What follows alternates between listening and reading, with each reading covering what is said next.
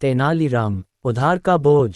एक बार किसी वित्तीय समस्या में फंसकर तेनालीराम ने राजा कृष्णदेवराय से कुछ रुपए उधार लिए थे। समय बीतता गया और पैसे वापस करने का समय भी निकट आ गया, परंतु तेनाली के पास पैसे वापस लौटाने का कोई प्रबंध नहीं हो पाया था। सो उसने उधार चुकाने से बचने के लिए एक योजना बनाई। एक दिन राजा को तेनालीराम की पत्नी की ओर से एक पत्र मिला। उस पत्र में लिखा था कि तेनालीराम बहुत बीमार है।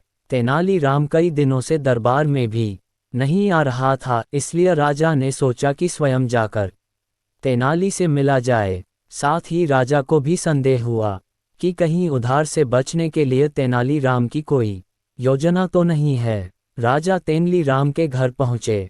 वहां तेनालीराम कंबल ओकर पलंग पर लेटा हुआ था।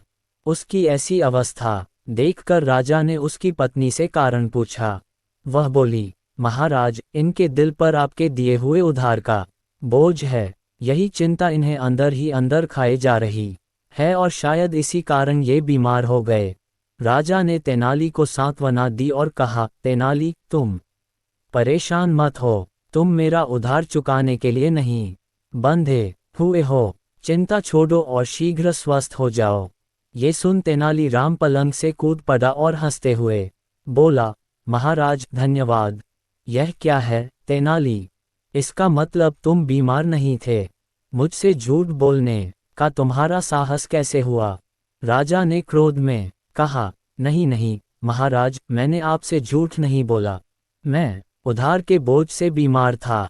आपने जैसे ही मुझे उधार से मुक्त किया, तभी से मेरी सारी चिंता खत्म हो गई और मेरे ऊपर से उधार का बोझ हट गया।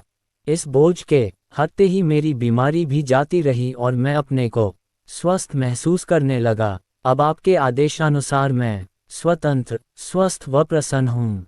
हमेशा की तरह राजा के पास कहने के लिए कुछ न था। वह तेनाली की योजना पर मुस्करा पड़े।